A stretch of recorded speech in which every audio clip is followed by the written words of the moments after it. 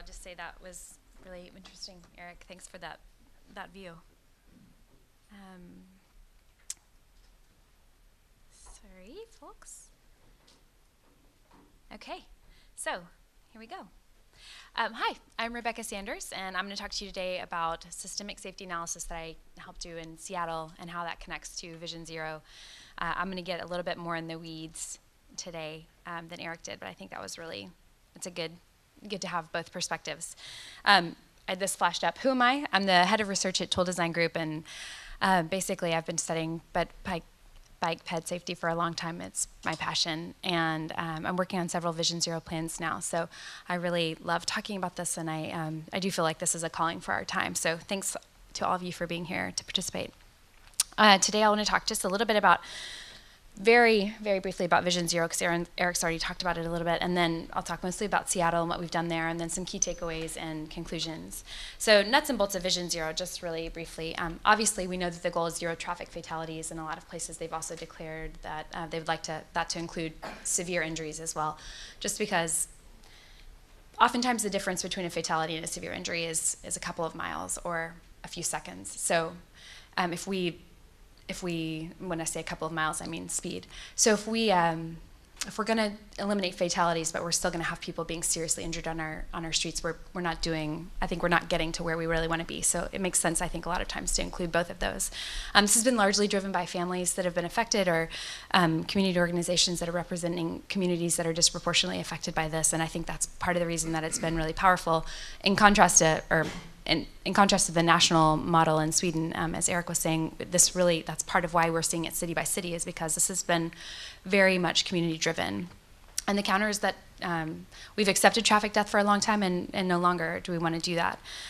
So there's been a real push for data-driven methods. I think that's a strength of this, and I'll talk more about that. I'm going to come out as a data advocate for this, but I think the push for equity in this process has also been really important, and I really love that they are coming out together. And in a lot of the Vision Zero plans that we're seeing, there has been a real emphasis on making sure that they are equitable, and I appreciate that. And having worked on Portland, I want to just say that, even though Portland, we're not there yet because we haven't even published the plan, that's part of the process. You don't declare a goal and then you achieve it. It takes time, and something as audacious as Vision Zero is going to take time. So I think it's not fair for us to hold cities accountable to something right away. I think we need to recognize that we've created this problem over a long time, and it's going to take some time to fix it. But by declaring it and saying we're going to do this, that's the first and perhaps most important step. So I think we're on the right path.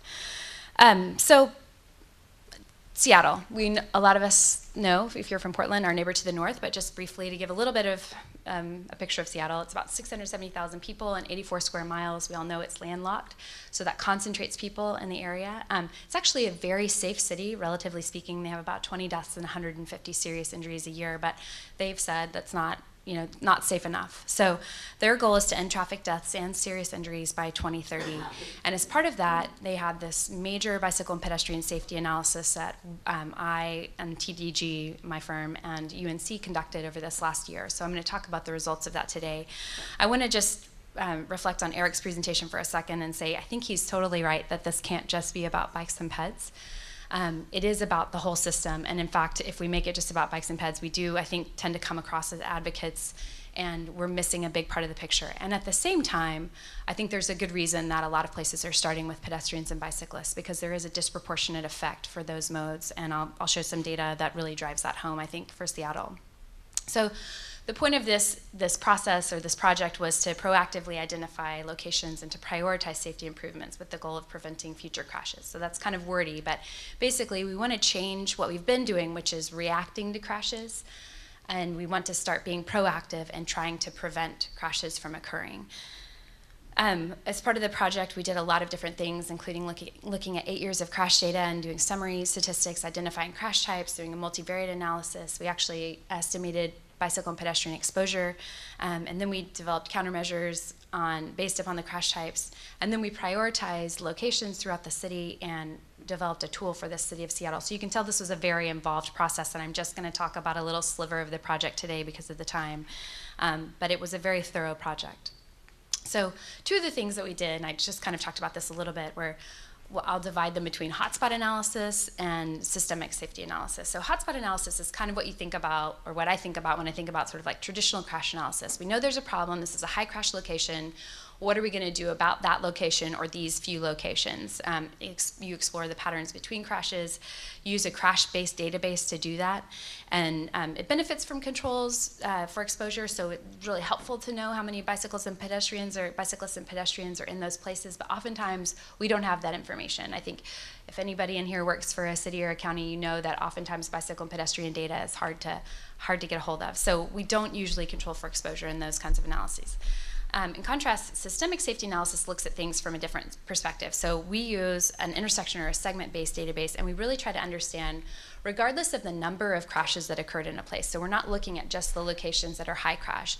Even if there are 20 locations that each have one crash, if all 20 of those locations have the same characteristics, that means that that combination of characteristics is something that we should be paying attention to, because essentially that's 20 crashes, right? So instead of just looking at one or two locations, we're looking for combinations of features throughout the network that we can start to proactively treat so that we don't move crashes around to those locations when we spot treat a single location. And I'm happy to talk more about that if anyone has additional questions. For this, we need exposure information because we really need to understand risk rather than just numbers. So I want to talk just briefly about the hotspot analysis because I think the systemic part is more exciting. This is kind of what I was talking about when I was saying that I understand why a lot of cities are starting with the bike ped part. So if you look at the bicyclists and the pedestrians are represented by orange and red here. So as a percentage of total crashes by mode, they're a very small percentage of total crashes. But when you look at severity, they're a disproportionately large percentage of the severe and fatal crashes. So it makes sense that a lot of the emphasis and the effort from this has come from folks who are coming from the advocacy world or who have been affected or impacted by the crashes on foot or by bike, with a family member, with a neighbor, what have you, because the impact is disproportionate. And I think I just would put that out there to say I think that that's important, and that's sort of where I think a lot of the emotion and the passion is coming from. So that's all I'm going to talk about for the hotspot, because I want to get to the systemic safety part, which is about the models that we created. So we looked at a bunch of different variables when we created these models. We looked at roadway classification, number of lanes, land uses, volumes, topography, basically everything that we could think of that would impact safety, we put into our models. And we ended up creating models for total bicycle crashes, total pedestrian crashes, and then also some specific crash types that we found to be really problematic in the city of Seattle. So, for example, opposite direction bicycle crashes. So when a bicyclist is going one way, a driver is coming the other way, and the crashes that occur in that scenario. Also, angle bike crashes, so mostly happening when someone's pulling off of a side street onto a main street. And then for pedestrians crossing and drivers going straight. And there are a lot of other crash types that we wanted to explore, and we want to build segment models, but we'll have to do that for another project. So for these, we ended up doing the multivariate analyses and producing safety performance functions that look like this. I can't tell you exact values today because we actually haven't released the results publicly in Seattle yet, and I have to respect that. But I can just tell you about the process. We then used the results of those models to predict where the crashes were most likely to occur throughout Seattle's system. And I have the asterisk there that says standard caveats apply, because anybody who's ever built a model knows that it's art and science and it's not perfect. But I do firmly believe that these models will move us closer to safety, and they're worth doing. We then ranked the results of those models in 4 different ways. So we ranked by crash history, so that's just looking at where crashes have occurred. We ranked by what the model said, where the model said the crashes would occur, so just the predicted. And then we did a combination, empirical based, sort of 50-50 split, weighting prediction and history, so that we could pull both of those together, because it's not that history is completely unrelated to where crashes are going to occur. It's just that there is a randomness that is inherent in crashes as well, and they do regress to the mean over time. They do move around the network in a lot of cases. And then we did one final ranking, which was what we called the potential safety improvement, which is the difference between what we predicted from the 50-50 split of the weighting and then what just came out of the model. And so this hopefully will kind of bring this home. So here's an example of what this looks like on a map. So this is for illustrative purposes only. Please don't think think that this is actually representative of what's going on in Seattle. But the colors represent, the red represents crash history. So if you any place that you see on the map that has a red dot, that's where, you know, theoretically a crash has occurred. Purple is ranked by the prediction. So the model, purple is where the model predicted there would be crashes that would occur. And if I had a pointer, I would, like, you know, for example, we're predicting them here, but here's where crashes, you know, in this illustrative example, had occurred. Orange is the combination, the empirical base, 50-50 split, and then green is the potential safety improvement, which is, again, just another way of looking at empirical base minus predicted. And so this is what this might look like when you do all of your rankings and you get them on the street.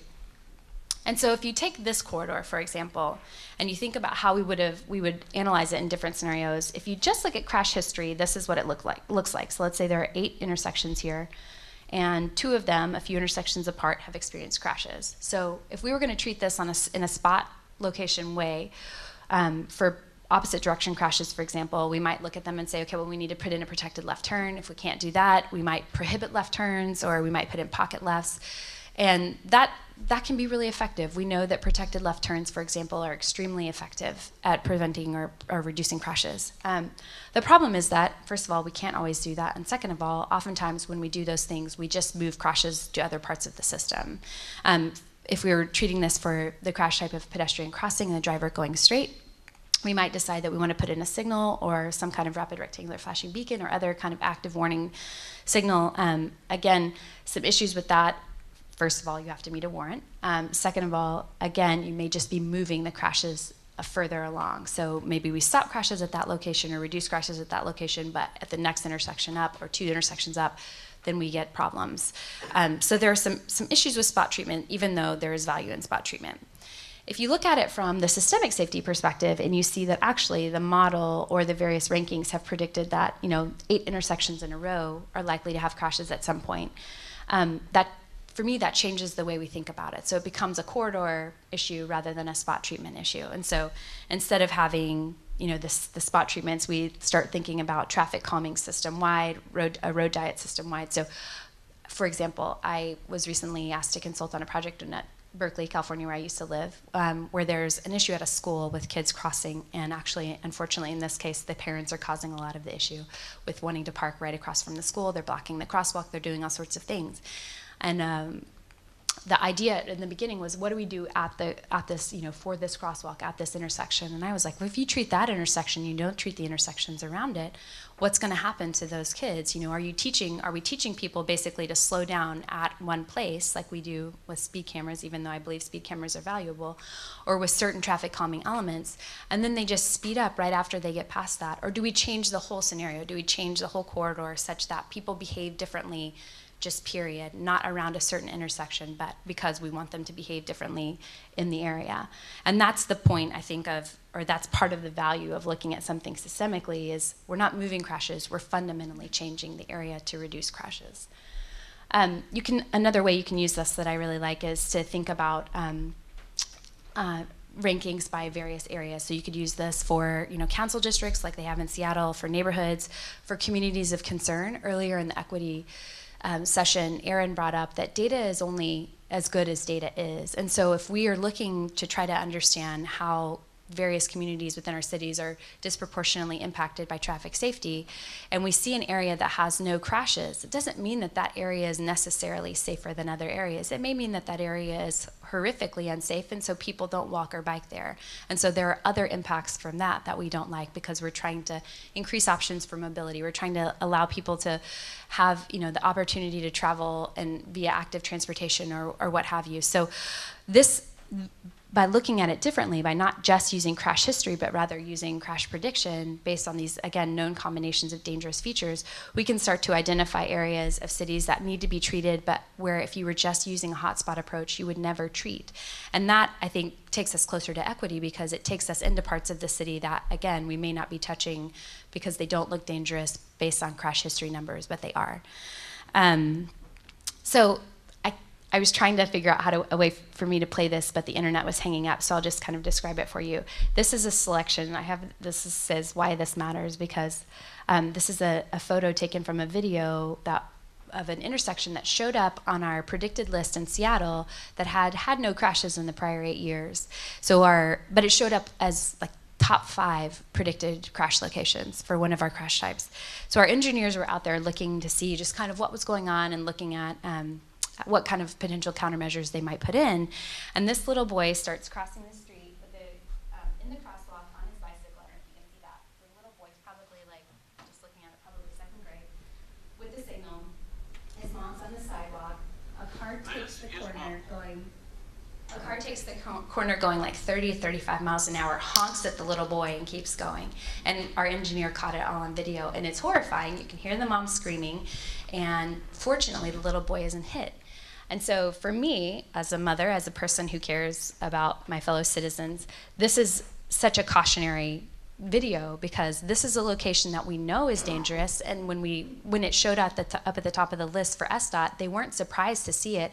It's just that in some ways, by chance, no crash has occurred, and you might argue that no crashes have occurred, again, because it doesn't feel very safe. And we almost caught one on video, and so by identifying this through a method like systemic safety, we can pre-treat this before the crashes occur, so that, again, this stays cautionary rather than becoming a tragic example of how we didn't treat something until too late. So caveats for crash data, I won't dwell on this. We all know that data is only as good as it is. We all know that as humans, we are prone to error. So there were issues with our SDOT data, and yet I will say SDOT has some of the best data I've worked with. And if anybody is here from SDOT, kudos to you. High quality data makes all the difference in the world. Key takeaways for those of you that are considering Vision Zero. I would say that data quality and availability are just really critical. So again, data isn't the only thing that matters, but to be able to tell the story and be able to tell the story sort of blindly, in the sense of knowing that you're not biasing it by your perspective, data is really critical. And I think the fact that Vision Zero is trying to be data-driven is a strength of this mission and of the effort. You do need to have the time and the resources to perform the analyses, and that's just one of those things that I know is tough when we have cities and counties that are struggling with budgets that are already overworked. But it takes time. This isn't something that we can do just in a week. It takes time to really get at what's going on in cities and what's making them safe or unsafe. And then you have to have the skills and the knowledge to analyze the data and interpret the results. And sometimes that can be complicated, and sometimes we have excellent, often have excellent people on our staffs. But if you are already overprescribed, then you have to make sure that you have someone that can help you basically analyze what is the result of this multivariate model. Not everybody likes that stuff as much as some nerds do. So, and then the last thing I would say there is that just having a plan to use the information. So sometimes you find things in analyses that you don't really want to find. And so just thinking about that ahead of time, okay, what are we gonna do if we find these various things? How are we gonna use this information where we need to be accountable to the public? So, basically just understanding what could result from the analysis and having a plan to use the information. So in conclusion, I do think that hotspot analysis is really valuable. So for anybody in here that does that kind of thing, I do still think that's really valuable. But I clearly am a fan of systemic safety analysis, and I think it offers exciting potential to take us to the next level, so that we're not always reacting to crashes. We start to proactively address and hopefully prevent where crashes would occur. As I said, quality data is really critical to making that possible. I do think that Vision Zero offers us an opportunity to take the narrative and change it and really get to a paradigm shift. I really liked what Eric was saying earlier, that it's not just about the cities, that we need other forces, and we need to be thinking about this sort of like from a 1,000-foot view and also from a local view. But I think that this is an opportunity in time that's unique, and I hope that we really make the most of it. I just want to acknowledge my colleagues who helped with the analysis, and that's it. Thanks so much.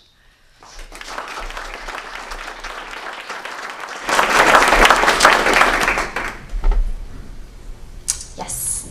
So I'm a nerd, and I also work for a transit district. Okay.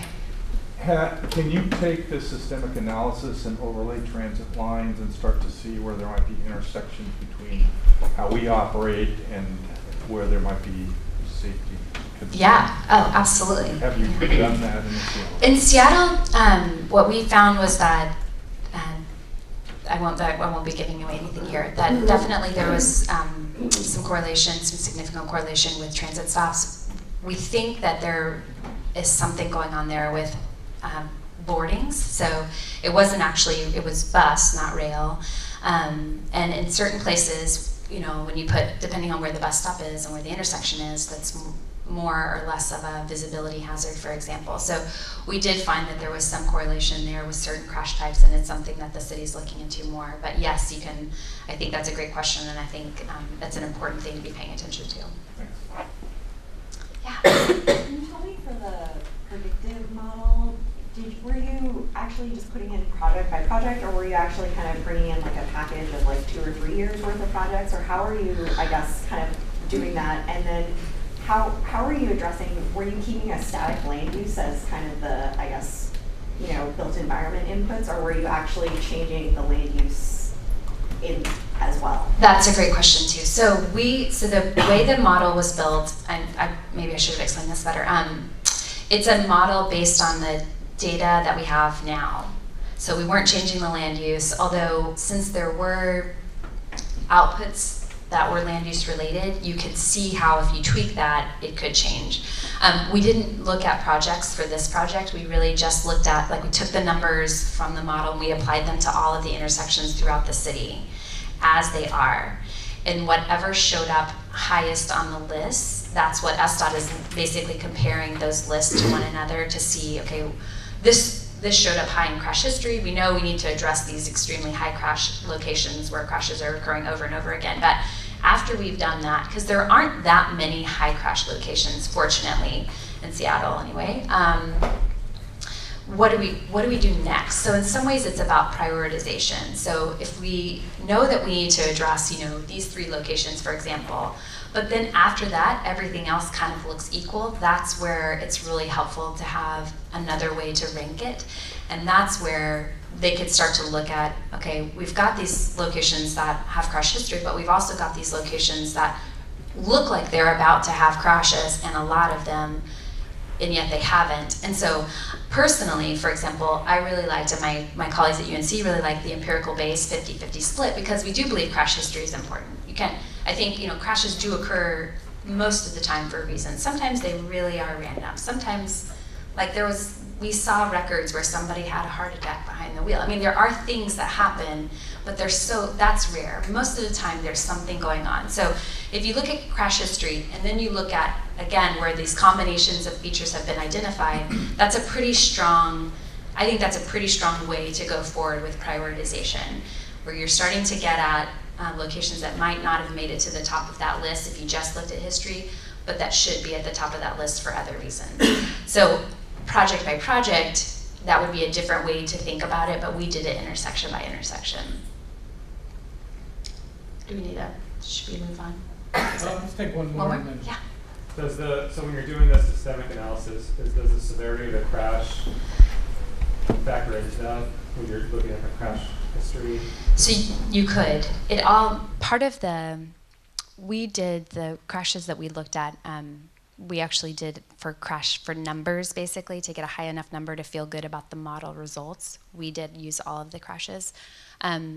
If you have a scenario where you actually have enough severe injuries and fatalities to build a reliable model, then I think that would make a lot of sense.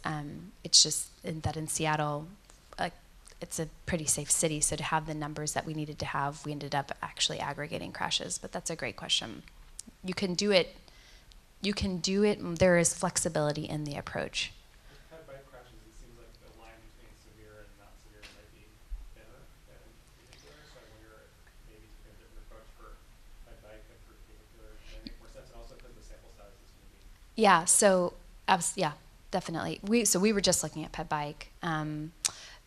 If we had done, as Eric showed, there actually are a lot more crashes that you would be able to work with for vehicles, and so I think you could more cleanly make those cuts. Yeah. Okay, thank you all so much.